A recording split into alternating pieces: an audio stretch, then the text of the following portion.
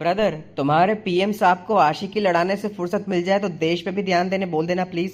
ओ, तुमको पप्पी दे दी क्या उन्होंने गलती से? सो सॉरी यार। भाई बकवास मत करो, थू थू हो रही है पूरी दुनिया में। क्या इटली जाके मेलोडी मेलोडी कर रहे हैं यार? वो ये कोई उम्र है ये सब नौटंकी करने की? भाई तुम्हारे इंटरनेट में कोई फिल्टर डला हुआ है क्या कि नेटवर्क प्रोटोकॉल से सिर्फ चूतिया बातें ही तुम तक पहुंचेगी? क्या मतलब?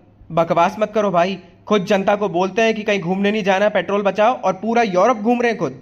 बकवास बातें कर रहे हो। तुमको एक कतरा भी समझ में आ रहा है इस यूरोप वाली ट्रिप से हम लोग को क्या क्या फायदा हो रहा है?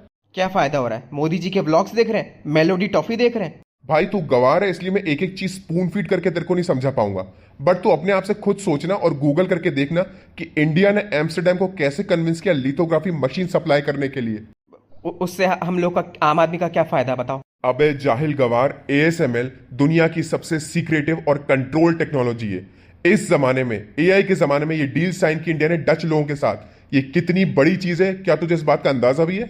शॉर्ट में बस इतना समझ ले कि इस डील का होना इतनी बड़ी बात है जैसे 80s के जमाने में, 70s के जमाने में इंडिया के हाथ में टैबलेट्स, मोबाइल फोन्स और हाईटेक कंप्यूटर्स आ गए हों। और रही बात तेरी मेलोडी की, तो मेलोडी के साथ डिफेंस कॉर्पोरेशन साइन हुआ है। मतलब अब ज्यादा से ज्यादा चीजें मेक इन इंडिया होंगी। डिफेंस का मटेरियल मैन्युफैक्चरिंग यहां होगा इटली के कॉर्पोरेशन से।